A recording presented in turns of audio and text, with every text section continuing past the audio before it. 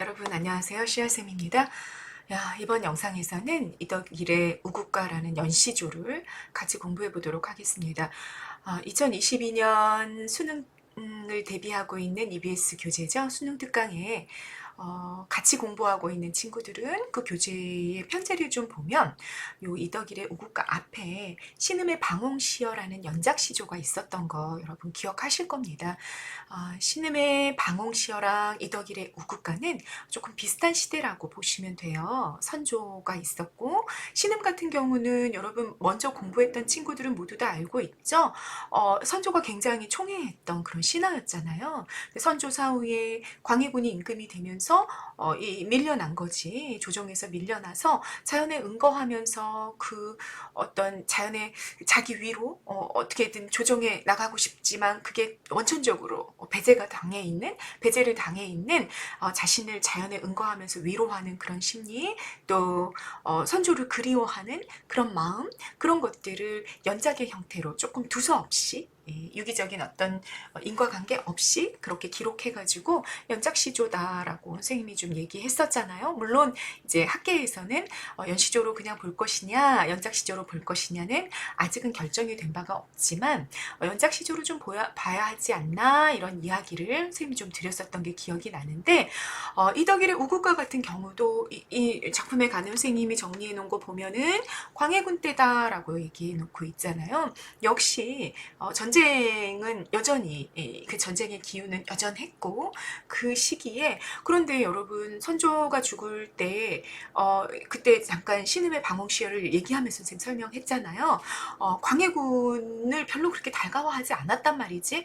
영창대군이라는 적자를 왕이 올리고 싶어 했고 그 왕의 계승을 둘러싸고 굉장히 많은 싸움들이 조정 안에서 있었던 거죠. 광해군이 임금이 된 시기 그 이후에도 그런 조정에서의 갈등이 있었고 그게 아주 대단한 우리가 분당 정치라고 이야기하는데 당파 싸움을 서로 당이 갈려져 가지고 서로 막 싸우고 있었단 말이지 조정에서는. 그런데 바깥을 보면은 내우 외환이라고 우리 얘기하잖아요. 바깥에서는 외적들이 시시탐탐 이 조선이란 나라를 계속해서 노리고 있었단 말이지.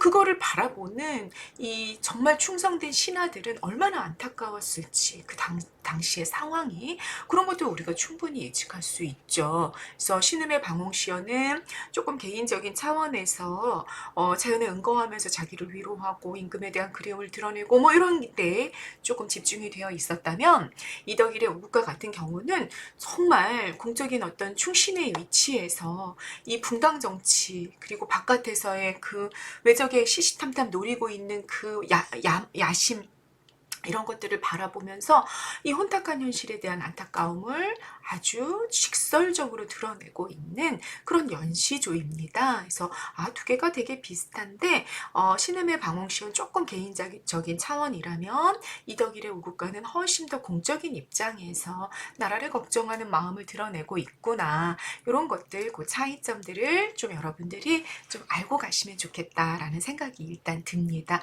자, 작품의 제목 먼저 보시죠, 여러분. 우국가 하면 너무 되게 직설적이지. 그치? 근심 우자잖아요. 근심 우자.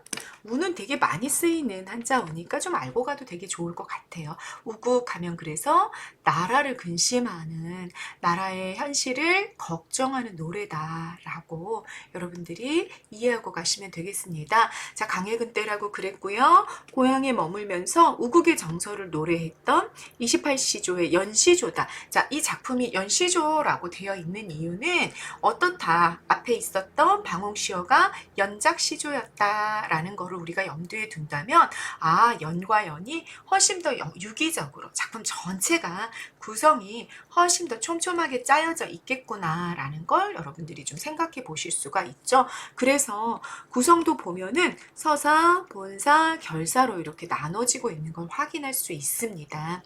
서사는 1수, 결사는 28수, 각각 한 수가 앞머리와 끝머리를 담당하고 그 중간이 이렇게 본사로 이렇게 구성이 되어 있는 형태인 거죠. 서사를 보면 반무를 선택한 이유를 먼저 밝혀요. 반무라는 건 여러분 여기 나와 있죠. 요게 이제 일수인데요. 학문을 하고 있었단 말이야. 문관으로 글을 쓰는 선비로서 글을 써서 뭐 행정 업무를 담당하는 그런 관리가 되고 싶었겠지. 그런데 나라가 너무 어지럽고 혼탁했던 거야. 전쟁이 있었고 전쟁의 기운이 아직 가시지 않고 있었고 그랬기 때문에 어떻게 했어요? 학문을 때려치웠어. 때려치우고 반대로 반할 반자잖아요. 반대로 무관이 됐단 말이죠. 옛날에 양반들은 무관보다는 문관을 훨씬 더 좋다라고 생각하고 있었는데 자기는 오히려 그걸 때려치우고 무관을 선택했단 말이지. 그 이유가 뭐였냐? 나라에 대한 걱정 때문에 그랬다라는 거를 밝히는 게 서사가 됩니다. 결사를 보면 자, 자기가 그렇게 무관이 돼서 나라를 위해서 정말 애쓰고 노력하고 그랬음에도 불구하고 문제는 여전히 해결되지 않고 있는 거죠. 해결되지 않고 있는 그 혼탁한 현실을 바라보는 안타까움을 드러내면서 마무리가 된단 말이에요. 그러면 이 혼탁한 현실이라는 건 도대체 뭐냐가 본사에 이제 구체적으로 나와 있는 거죠. 붕당 간 정쟁. 정치적으로 당이 서로 나뉘어져 가지고 막 엄청나게 싸우고 있었어. 그걸 비판하는 그런 내용. 그리고 이 붕당의 정쟁 때문에 임금이 뭔가 도움을 얻을 곳이 없어. 얼마나 혼자서 힘드실까라는 근심. 그리고 전란 체험, 전쟁의 체험이 실제적으로 전쟁이 계속 기운이 있었으니까 그 곳곳에서 일어나는 산발적인 전쟁을 보면서 어떻게 하면 나라를 구할 수 있을까 이런 고민들을 드러내는 게 본사의 주된 내용이 되고 네 그리고 결사 여전히 혼탁한 현실을 안타깝게 바라보는 이런 마무리로 연결이 되고 있구나라는 거 알고 가시면 되겠습니다. 한국 문학사의 대표적인 우국 시조다라는 거 선생님이 문학사적인 의의까지 덧붙여 놨습니다. 자, 본문 그러면 어떻게 구성이 되어 있는지 구체적인 내용 한번 살펴보고 가도록 하겠습니다. 앞에서 말씀드렸던 것처럼 일수는 서사였었죠. 학문을 때려치웠어. 후려치웠다. 때려치웠다는 얘기지. 반무를 한 뜻은 반무, 반대로 무관이 된 뜻은 삼척검을 둘러매고 자, 삼척검이라는 거 여러분 반무와 연결이 되어 있겠구나. 큰 칼을 둘러매고 진심보국을 하려 했다. 마음을 다해서 나라의 은혜에 보답하고 싶어 했어. 내가 지금 이 시대, 전쟁이 막 끊이지 않는 이 시대에 나라의 은혜에 보답하는 거, 진심보국을 할 수 있는 방법은 무관이 되는 거야. 문관보다는 이런 생각을 했던 거지.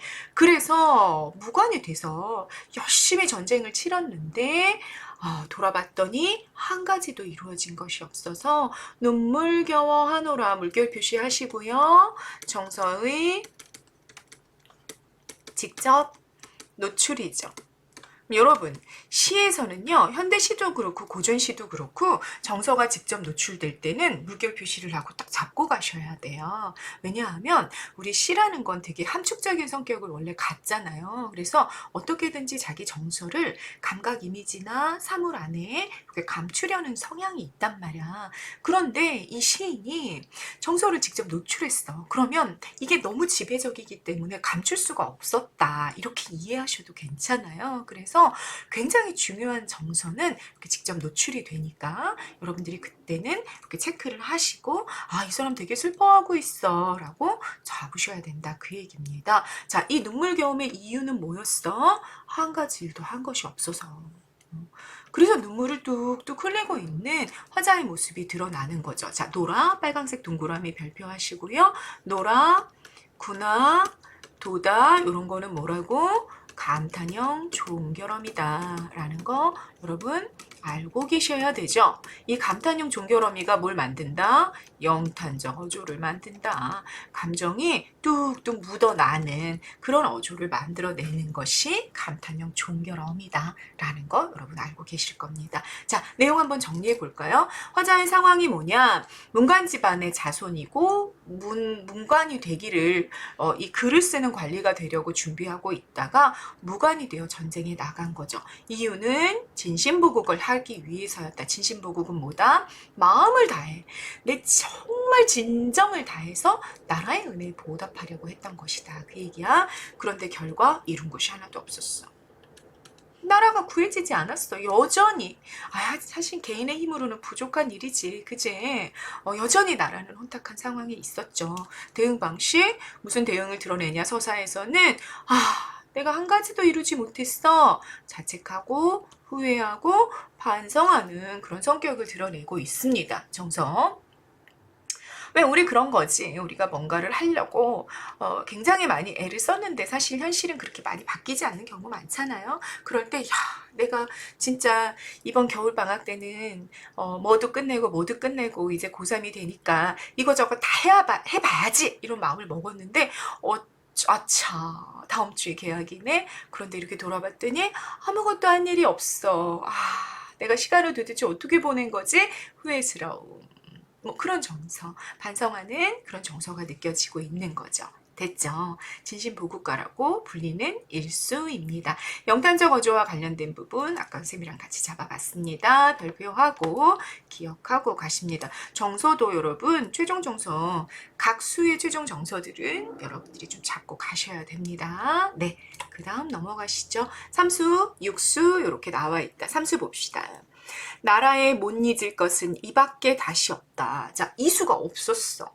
그리고 지시어가 나왔지. 그럼 도대체 이게 뭘까? 여러분 궁금하죠? 이 동그라미 하고 별표하시고요.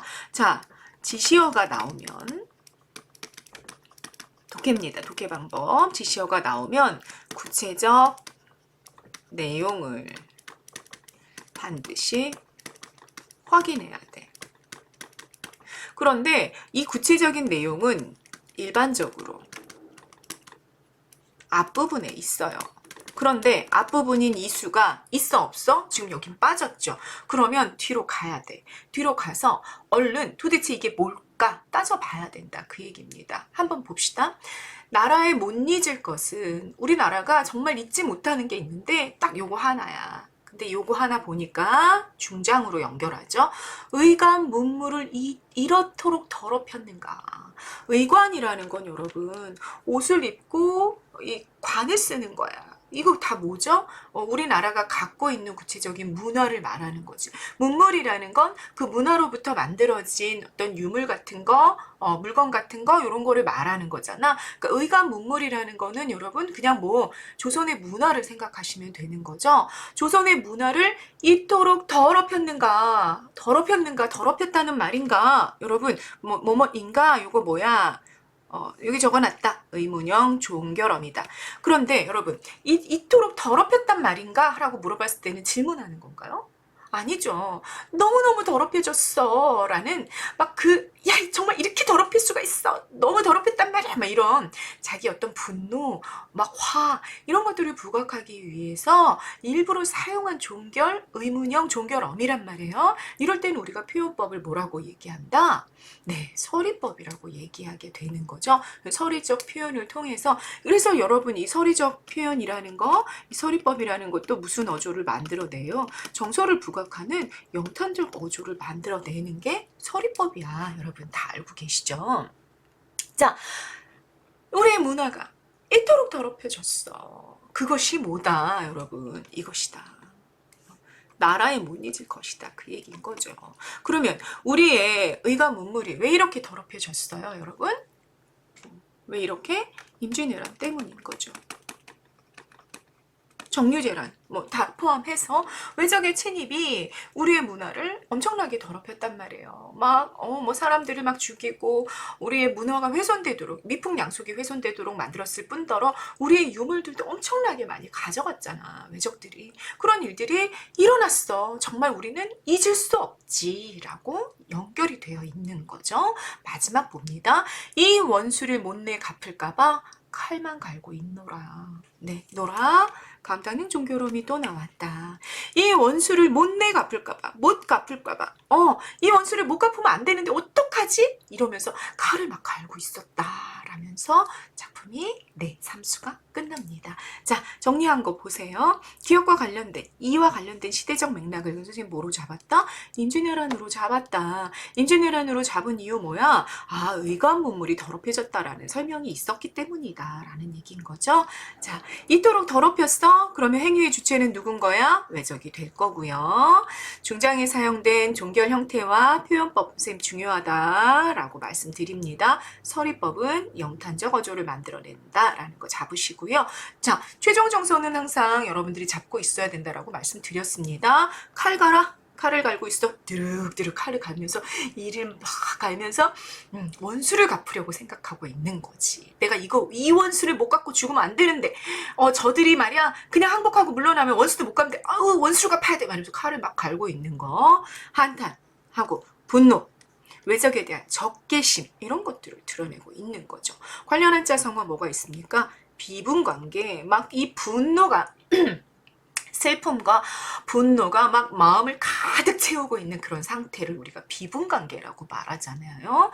그리고 절치부심 무슨 뜻입니까? 막 이를 갈면서 속을 썩이고 있는 거지. 원수를 갚기 위해서 막 이를 막 부득부득 갈면서 내가 반드시 원수를 갚을 거야. 이런 마음을 먹을 때 우리가 절치부심이라고 말하잖아요.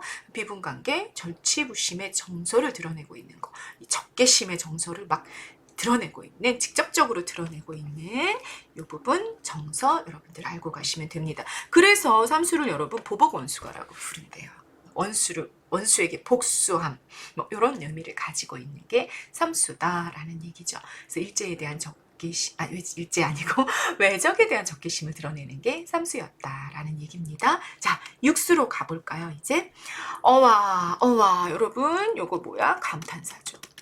역시 뭐야? 영탄적 어조. 와, 이 사람 감정을 그냥 막 푹푹 팍팍 드러내고 있다. 그죠? 아, 서럽구나. 생각하니 서럽구나. 서러운지고 생각하니 서러운지고 국가의 간위를 알 리가 없어 서러운지고. 자, 삼수에서는 너무너무 분노 화가 났었는데 그 이유가 뭐였냐면 외적 때문에 그랬단 말이야. 육수에서는 너무 슬프대. 근데 이 슬픔의 이유를 보니까 국가 간위를 알 사람이 없어서 서럽대. 간위라는 거 여러분 항상 이제 보면 이렇게 별표 표시가 되어 있어요. 이런 단어는 밑으로 내려가면 무슨 뜻인지 나와 있거든요. 여러분들이 문제를 풀 때 막 마음이 급하니까 어떤 경우들이 있냐면 간위하고 이렇게 별표가 돼서 밑에 의미가 적혀져 있는데 그걸 보지 않고 넘어가는 경우들이 굉장히 많이 있어요. 근데 여러분 한번 생각해 보세요. 어떤 단어를 이렇게 별표를 해놓고 출제자들이, 문제를 출제하는 사람들이 그 밑에 그 단어가 갖고 있는 의미가 뭔지를 밝혀준단 말이지. 왜 그럴까요, 여러분? 왜? 이유가 뭘까? 우리가 몰라도 되는 단어, 특히 고전 시가에서 그렇죠. 몰라도 되는 단어는 굳이 밝혀주지 않아. 그러니까 굳이 밝혀주지 않는 단어는 다시 바꿔서 말하면 우리가 궁금히 여길 필요가 없다는 얘기야. 우리가 문제를 풀 때 또는 이 작품의 전체적인 흐름을 잡을 때 그 단어는 중요하지 않았기 때문에 우리가 몰라도 밝혀주지 않아요. 그러니까 어떤 의미가 밝혀져 있지 않다는 건 두 가지지. 선생님이 높아심에 한 번 더 요거를 조금 분류해서 본다면 우리가 알 필요가 없거나 우리가 고등학교 3학년 정도가 됐다면 익히 알고 있어야 되거나 둘 중에 하나인 거야. 무슨 말인지 아셨죠? 그런데 이렇게 별표를 체크해 놓고 밑에다가 의미를 밝혀줬어. 그러면 이거는 전체 흐름, 주제와 관련해가지고 반드시 알고 있어야 되는 단어란 얘기죠. 그러니까 여러분이 마음이 급하다 하더라도 이 작품의 전체 흐름을 잡고 작품을 꼼꼼하게 이해하기 위해서는 반드시 어떻게 하셔야 돼요? 이렇게 별표가 되어 있으면 밑으로 내려가가지고 이게 무슨 뜻인지를 잡고 있어야 된다. 그 얘기입니다. 그래서 요거 의미가 밝혀져 있어요. 어려움과 위기. 선생님은 쌤 학원 친구들 이렇게 테스트하고 싶을 때는 이런 단어들은 조금 보고 가자, 알고 가자라는 의미로 그렇게 빨강 펜으로 밑줄을 거나 요거 빈칸으로 되니까 여러분들 어떻게 하셔야 돼요? 테스트를 쌤 학원에 와서 치르는 친구들은 알고 가야 된다. 그 얘기입니다. 됐죠? 국가 간위를, 어려움과 위기를 알 사람이 없어서 서럽구나. 요게 이유네. 이유, 결과. 됐죠? 국가의 어려움과 위기를 알 사람이 없어? 뭐야? 이 맨날 지네들끼리 치고받고 싸우기만 하고 도대체 왜 이렇게 국가에 문제가 생겨 있는지를 탐구하고 알아봐서 그걸 해결하려고 하는 사람이 없다. 그 얘기인 거지. 그래서 너무 서러워. 아무나 이 간위를 알아. 이 어려움과 위기를 알아서 구중천에 사례어 주십시오. 뭐뭐 해 주십시오. 여러분 사례소서 하면은 이거는 뭐가 된 거야 여러분. 말 건네는 어조가 됐다. 그지? 서럽구나 서럽구나 요럴 때는 그냥 독백체야. 독백의 어조를 드러내. 그냥 자기 혼자 서럽다는 말을 하고 있었단 말이야. 그런데 이거는 뭐뭐 해 주십시오 라는 거잖아. 아뢰어 주십시오. 누구든지 괜찮으니까 이 어려움과 위기를 알아서 제발 저 하늘에, 저 깊고 깊은 하늘에 말씀을 좀 해주세요. 사례다 빨강색 동그라미 별표하시고요. 사례다는 알고 가십니다. 아뢰다. 윗사람에게 말씀드리다 이런 뜻이잖아요. 알고 가셔야 돼요. 이거는 많이 나오는 단어입니다. 사례어 주십시오. 뭐뭐해 주십시오 하니까 여러분 경어체 종결어미가 됐고요. 경어체 종결어미라는 건 뭐야? 존칭의 종결어미라는 거 알고 계시죠? 그래서 문학에서는 대표적으로 여러분이 두 개를 좀 알고 있어야 된다라고 말씀을 항상 드립니다. 하십시오체, 비읍니다라고 끝나는 요 말투랑 해요체, 뭐뭐 해요 라고 끝나는 거죠. 요 말투죠. 예를 들자면 선생님이 얘 한 번만 더 들어줄게요. 학교 여러분이 제일 많이 쓰는 거 학교 다녀왔습니다. 이렇게 하거나 학교 다녀왔어요. 이런 게 뭐다? 청자의 비읍니다와 뭐뭐요. 청자를 향해서 듣는 사람을 향해서 하는 말투다. 근데 듣는 사람이 어떤 사람? 나보다 좀 나이나 위치나 이런 게 위인 사람에게 존칭, 존경의 의미를 담아서 하는 종결 형태다. 그래서 이걸 우리가 뭐라 그런다? 경어체 종결어미라고 이야기하고 이런 경어체 종결어미는 내가 혼자 있을 때는 쓴다 안 쓴다? 내가 혼잣말한테는 쓰지 않고 청자가 있을 때 쓰는 말투기 때문에 우리가 기본적으로 요게 나오면 어떻게 봐라? 말 건네는 어조로 봐라 라고 말씀을 드리는 거죠. 그러면 여기 삼수도 그렇고 일수도 그렇고 보면 그냥 혼잣말을 하고 있었단 말이야. 그런데 육수로 가니까 아뢰어 주십시오 해서 뭐가 나타났다? 경어체 종결 형태를 쓰는 어조의 변화가 나타났다라는 것도 여러분들이 좀 잡고 가시면 좋겠다. 어조의 변화라는 거 잡고 가면 좋겠다. 네, 됐죠? 구중천, 저 깊은 하늘 뭐 상징 여러분? 임금 상징인 거 양반 시가에서 임금 상징 알고 계실 겁니다. 알고 계셔야 돼요. 자, 여기 높아심에 한 번 더 하자. 고전 시가에서 특히 선생님이 얘기하는 고전 시가는 양반 시가를 말해요. 양반 시가에서 임금 상징어 뭐뭐 있구나. 하늘 있어요. 또 하늘의 광채 다 임금 상징이라 그랬죠? 여러분 다 머릿속으로 선생님보다 먼저 한번 불러보세요. 해, 하늘의 광채, 밤에 달, 별, 가장 크게 빛나는 별, 북극성. 해와 달을 한자어로 뭐라 그래? 1월이라고 얘기해. 별을 한자어로 성신이라고 말해요. 자, 요것들 나오면 양반시가에서는 임금을 얘기하는 거 아닐까라고 여러분들이 탁 머릿속에 떠올리면 너무 좋겠다. 됐죠? 요것도 박스로 묶고 별표 5개 반드시 정리하고 가십시오. 아무나 이 어려움과 위기를 좀 알아서 구중천에 아뢰 주십시오라는 건 그러면 상징적으로 여러분 임금에게 좀 말씀드려 주세요. 저는 못해요. 저는 고향에 머물고 있잖아요. 라고 말하고 있는 거지. 됐죠? 자, 정서를 부각하기 위해 사용할 표현법 좀 먼저 알아봅시다. 정서, 어떤 게 정서를 만들어냈다. 여러분, 감탄형 종결어미, 서럽구나로 해석이 된단 말이야. 그래서 지고도 뭐구나, 감탄형 종결어미구나. 선생님이 감탄형 종결어미 하면 대표적으로 3개를 말씀드려요. 구나, 도다, 노라. 제일 많이 나오고요. 여러분, 현대어로 어떤 고전 시가를 현대어로 해석했을 때 이 3가지로 해석을 할 수 있다 그러면 그 단어들도 이렇게 자잘한 단어들 많이 있어. 그것도 다 감탄형 종결어미로 해석하시면 됩니다. 그래서 감탄형 종결어미가 여기 서럽구나, 서럽구나, 서럽구나에 나온 거지. 감탄형 종결음이 나왔고요. 서럽구나가 와우 몇 번 반복됐어? 3번이나 반복이 됐어. 서럽다라는 정서를 직접 노출하는 단어가 3번이나 반복이 되면서 와, 이 사람 진짜 슬픈가 봐 라는 정서가 부각이 됐다라는 거 확인할 수 있죠.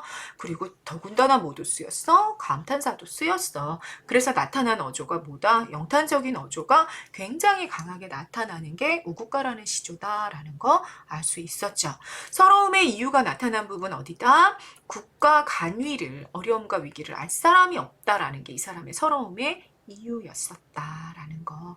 그러면 국가 간위를 알 사람이 없다라는 거. 이거 누가 알아야 돼, 여러분? 관리들이 알고 있어야죠. 정치하는 사람들이 알고 있어야 되잖아. 그런데 그 정치가들이 그 국가의 관유에 관심이 없어.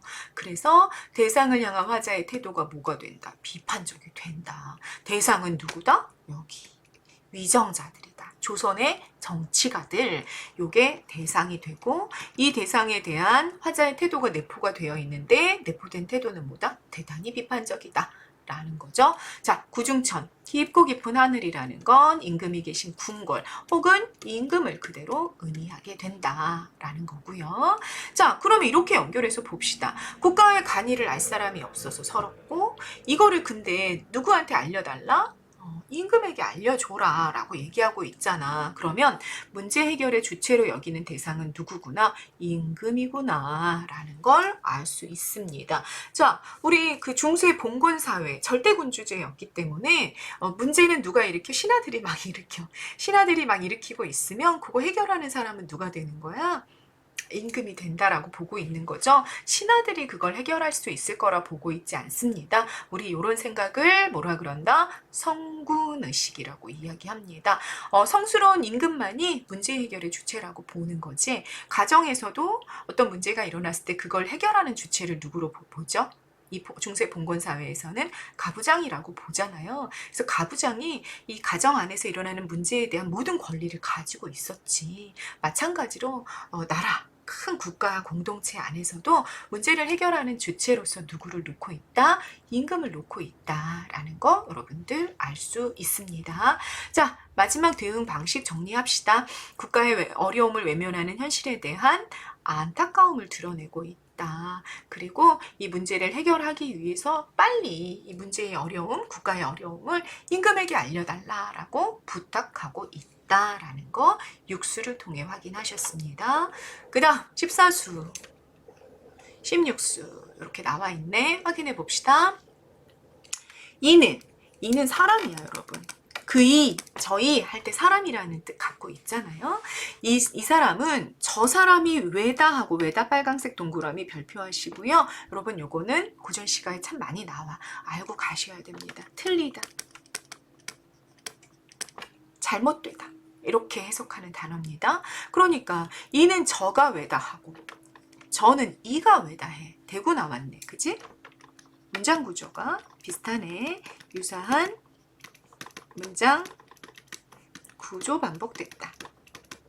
그죠? 해석을 해보면 이 사람은 저 사람이 잘못됐다. 틀렸다 하고 저 사람은 이 사람이 잘못됐다고 해.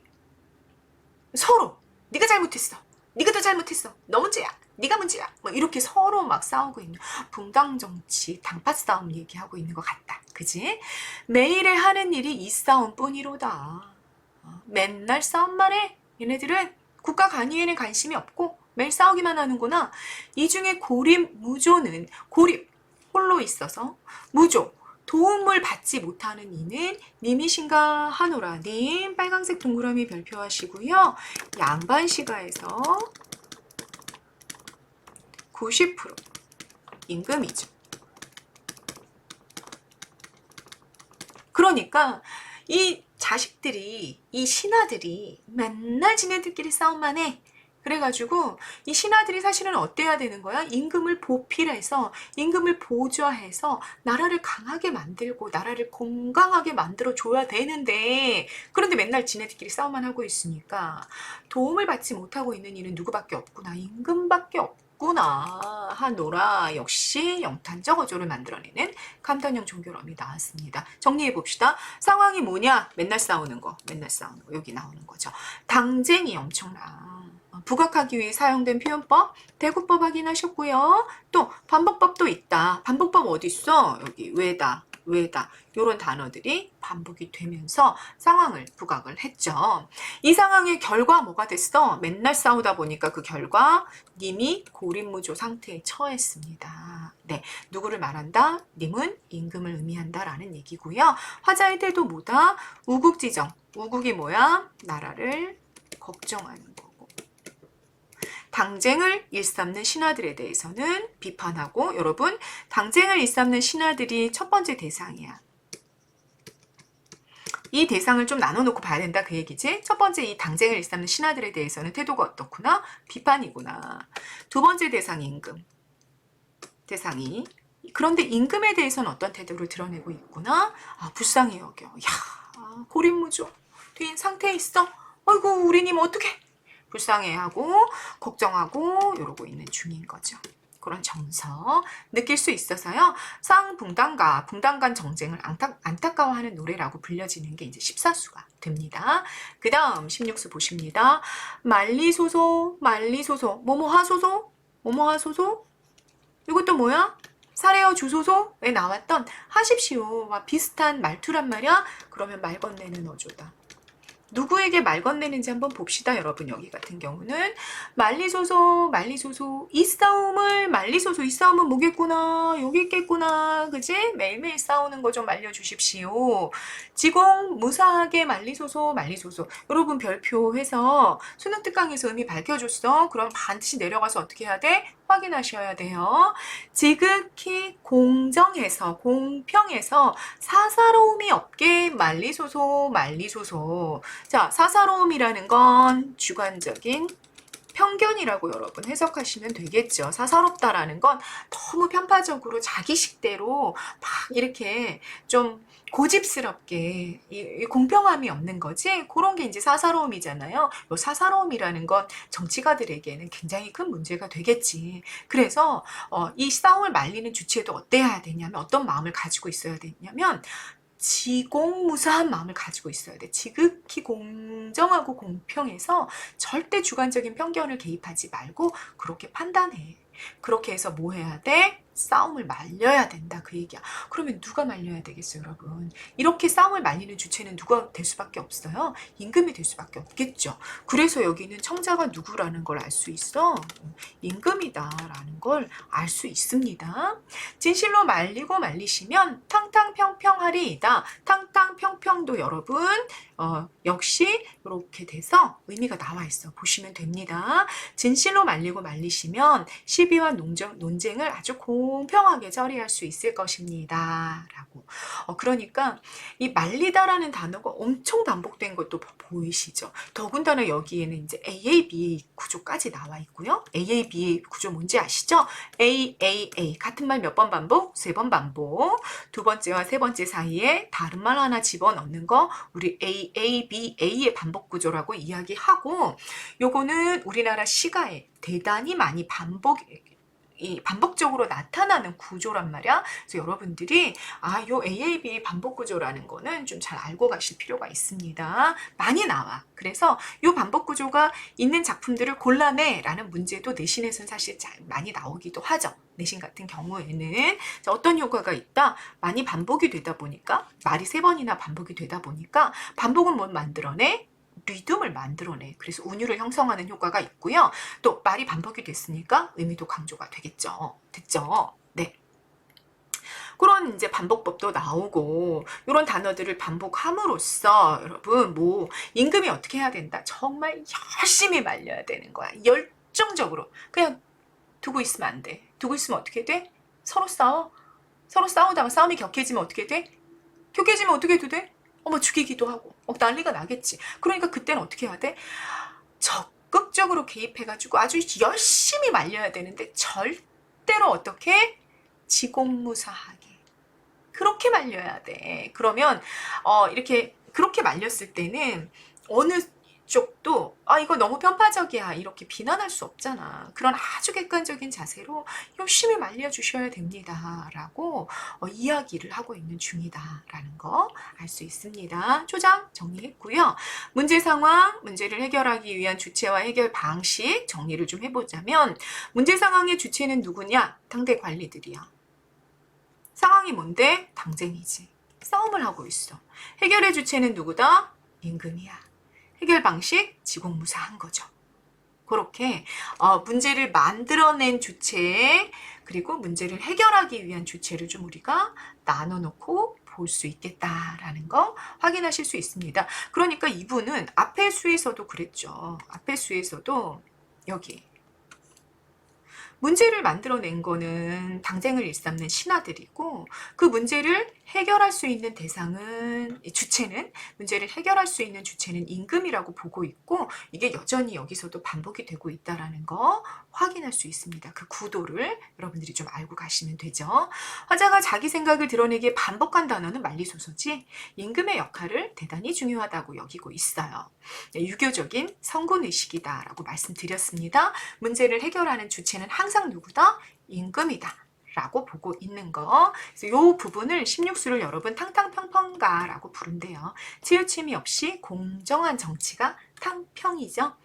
어느 한쪽으로, 탕평책 역사 시간에 많이 배우셨죠? 어느 한쪽으로 치우쳐서 이렇게 인재를 뽑는 게 아니고 골고루 인재를 등용하는 거 우리 탕평이라고 얘기했잖아요. 그래서 여기서도 이렇게 싸움을 말리고 지공무사하게 말리게 되면 탕평이 이뤄질 거예요. 공평한 처사가 있었기 때문에 국가에도 치우침이 없이 아주 공평한 일들이 일어날 거다. 임금에게 그 부탁을 하고 있는 게 16수였었고요. 자, 26수와 여기가 결사다.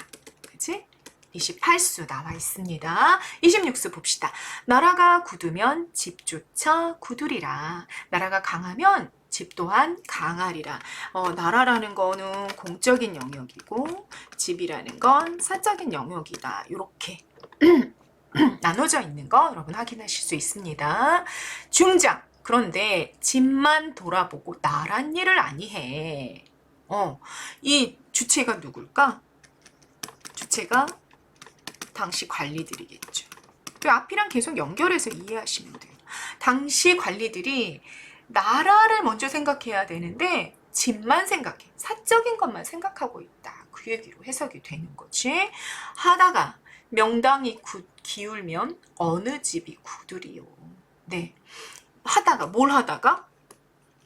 나란 일을 아니하다가 연결이지. 나란 일을 아니하네. 나란 일을 아니하다가 명당이 기울면, 명당 조정을 말합니다. 조정, 정전, 임금님이 조회를 받으시던 정전, 조정, 조정이 기울어지면 그러면 어느 집이 굳으리요. 그러니까 맨날 나란 일 아니하고 집만 신경을 쓰고 있어. 그러다가 나라가 망해버려.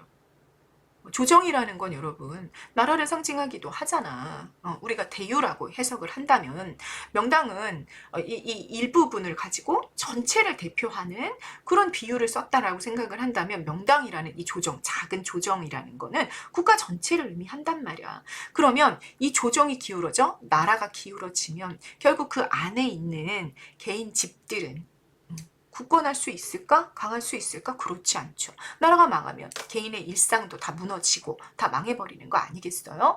그거를 반문하고 있다라고 우리가 볼 수 있겠습니다. 자, 정리된 거 봅시다. 기억의 상징적인 의미 붕당으로 볼 수도 있습니다. 그리고 여러분 그냥 집이라고 이해해도 되죠. 상징이라는 거는 일대다의 의미를 가져. 비유랑 달리. 그래서 이렇게도 해석할 수 있고 저렇게도 해석할 여지가 있지. 그러면 집이라는 건 그냥 당대의 관리들이 자기 집안만 신경 쓰고 있어요. 이렇게 해석할 수도 있고 자기 가문만 신경 쓰고 있어요. 이렇게도 되고 또 자기가 소속되어 있는 당만 신경 쓰고 있어. 이렇게 해석할 수도 있겠다. 그 얘기야. 어쨌든 자기 이익과 관련된, 사적인 이익과 관련된 것만 신경 쓰고 있다. 이렇게 이해하시면 되죠. 요것과 대응관계에 있는 시어가 나라. 이해되시죠?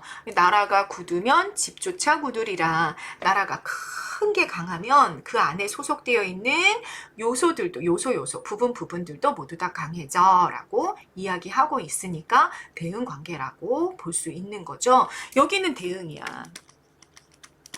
긴밀한 대응 관계로 엮여 있기 때문에, 그러니까 여러분, 내가 이 몸 전체와 일부분, 이 관계라고 보면 되는 거지. 이 두 개는 긴밀한 대응 관계 있지 않겠어요? 손가락과 몸 전체. 이렇게 비교해 보면 긴밀한 대응 관계를 맺고 있는 거지. 굉장히 불가분의 관계라고 볼 수 있는 거, 이렇게 이해하시면 되겠죠. 그래서 어떻게 해야 되는 거야? 나랑 전체가 건강을 해야 이 부분도 건강할 수 있어 라는 이야기가 초장이다. 두 사이에 아주 긴밀한 연결성을 이야기하고 있다라는 걸 잡아라, 그 얘기입니다. 그 다음, 집만 돌아보고 나란히를 아니하는 주체 누구다? 관리들이다 라고 얘기했고요. 당파 가문의 이익만 추구하고 나라와 백성을 생각하지 않는구나 라는 게 중장의 내용이었어. 그러니까 화자의 태도 어때? 비판적이고 부정적일 수밖에 없었지. 명당 예, 사용된 표현법 아까 선생님 정리해 드렸죠. 대유법입니다. 요거 뭐라고? 부분으로 전체를 빗대어 표현하는 거다 라고 말씀드렸습니다. 그래서 이 명당은 뭘 의미한다? 조정은 나라를 의미한다 말씀드렸어요. 종장에 사용된 종결어미 의문형 종결어미입니다. 뭐뭐 하리요? 뭐뭐 하겠는가? 의문형 종결어미고, 사용된 표현법은 서리법이다. 역시 뭐야? 대답을 요구하는 거? 아니다, 그 얘기지. 맨날 집안일, 이 나랏일을 아니해. 나랏일을 아니하다가 명당이 기울면 어느 집이 굳을 수 있겠는가라는 질문 형태는 사실은 대답을 요구하지 않고 어느 집도 절대로 굳을 수 없어. 강할 수 없어. 나라가 망해버리면. 라는 이야기를 강조하기 위해 사용된 의문형 종결어미 서리법이다 라는 얘기예요. 대답을 요구하지 않는다는 사실 주의하십니다. 종장에 나타난 태도와 어조를 정리해보면 당대 위정자들을 향해서 경고하고 있어. 야, 니네 집안일만 신경 쓰다 보면 나라가 망해. 나라가 망하면 너네 집도 망해. 라고 경고하고 있는 중이죠. 비판적 어조가 드러났습니다. 그래서 이 부분을 가지고 불고국사, 돌아보지 않는다는 거야. 국가의 일을. 이렇게 부른다. 제목을. 그 다음 보십니다. 마지막 수입니다. 이렇게 무슨 내용들이 본사에 있었는지 이제 아시겠죠. 정쟁하는 당파에 대한 비판, 그리고 임금에 대한 근심, 문제를 해결할 수 있는 방안, 이런 것들을 계속해서 얘기해 줬었단 말이지. 이제 마무리입니다. 공명을 원치 않거든. 공명 여러분 혹시라도 고3인데 난 이 단어들을 몰라 그러면 정확히 좀 알고 가십니다. 공명이라는 건 여러분 공적인 이름이란 말이야. 공을 세워서 얻은 이름이고, 그래서 요거는 뭐와 관련되냐? 입신양명, 입신출세. 조금 더 직접적으로 얘기하면 벼슬, 관리와 관련되어 있는 단어가 공명이죠. 그런데 이 사람 어때? 자기 고향에 응거하면서 있었단 말이야. 공명을 원치 않아. 입신양명을 원하지 않아. 라고 말하고 있는 거죠. 부귀인들 바랄소냐? 바라겠는가? 요것도 뭐다? 의문형이다. 그치? 설이죠, 그러면. 바란다, 바라지 않는다. 자기는 관리가 되는 걸 원하지 않았기 때문에 부귀도 바라지 않는다라는 얘기인 거지. 그래서 대답을 이미 가지고 있는 질문 형태 설이다라는 말씀을 드린 거고요. 일간목에 고초히 혼자 앉아. 일간목 여러분 한 칸의 초가집, 모옥이란 단어 빨강색 동그라미 별표하시고요. 초가집으로 정말 많이 나오는 단어야. 알고 가십니다. 한 칸의 초가집에 고초히 혼자 앉아. 초가집이라는 단어, 가난, 소박한 삶, 관리가 아닌, 벼슬하지 않는 그런 삶을 의미하는 단어잖아요. 그래서 요게 자연 속에서 일간목이 나오게 되면 반드시 안분지족의 삶의 태도로 연결되는 것들을 우리가 굉장히 많이 봤습니다. 근데 여기는 그런 맥락은 아니야. 그냥 자기가 벼슬하지 않은 처지의 힘을 부각하는 단어가 일간목이다 라는 것 정도로 알고 가시면 됩니다. 괴로이 앉아있어. 이유가 뭘까? 이 괴로움의 이유가 뭘까 궁금해하면서 종장으로 넘어가 봅시다. 밤낮에 우국 상시를 못내 서러워하노라. 괴로움의 이유 여기 나왔다. 우국상실. 우국, 나라를 걱정하고 가슴 아플 상자야. 시대를 아파해. 그것 때문에 나는 너무 서러워하노라. 노라 감탄형. 또 뭐? 영탄저어죠. 아이고 영탄저어죠. 너무 많이 나왔다. 자, 이렇게 많이 반복될 때 여러분 좀 기억을 하고 가면서 다른 작품 나올 때도 이런 게 나오면 영탄저어죠. 만들어내겠구나. 염두에 두시면 되겠죠. 자, 마무리 정리해 봅시다. 초장에 사용된 표현법 대구. 왜? 공명을 원치 않아. 부기를 원치 않아. 이렇게 문장 구조가 비슷하다. 그제? 대구 쓰였고 여기 서리 확인하셨습니다. 의미를 정리해보면 나는 부귀 공명과 같은 세속적 욕망에는 관심이 없어. 난 그거 싫어. 이렇게 말한 거야. 그러니까 공명이나 부귀는 모두 다 마이너스의 시여겠구나. 이 시의 맥락에서는 잡을 수 있죠. 그리고 자기는 어때? 가난한 삶을 살아가. 일감모옥에서 오로지 뭐만 하고 있어? 우국상시만 하고 있어. 핵심어가 되는 거죠. 시 전체의 정서를 압축하는, 왜? 마무리에 나온 최종 정서는 시 전체를 지배해. 그래서 정말 중요한 거야. 그래서 우국상시를 여러분 별표를 3개를 하고 가시는 겁니다. 우국상시 무슨 뜻이다? 시대를, 나라를 근심하고 시대를 가슴 아파한다. 라는 그게 핵심 정서다 잡으시고요. 최종 정서가 그래서 안타까움, 근심 이런 것들, 서러움 해도 되고요. 그런 것들을 드러내면서 혼탁한 현실에 대한 안타까움을 드러내면서 시가 마무리가 됐습니다. 자, 이렇게 뭘 봤어요? 우국가라는 작품 서사본사 결사의 각각 핵심이 되는 부분들을 우리가 함께 점검을 했습니다. 자, 얼마나 바깥에는 외적의 침입이 있었고 안쪽에서는 그 침입을 그 와중에도 서로 막 치고받고 싸우는 현실을 바라보면서 이 나라를 걱정하는 충신들은 얼마나 안타까움이 컸을까, 이런 것들 우리가 충분히 좀 생각해 볼 수 있죠. 네, 그런 연시조 연시조 한 편 같이 공부해 봤습니다. 이번 영상은 여기까지 찍겠습니다. 감사합니다.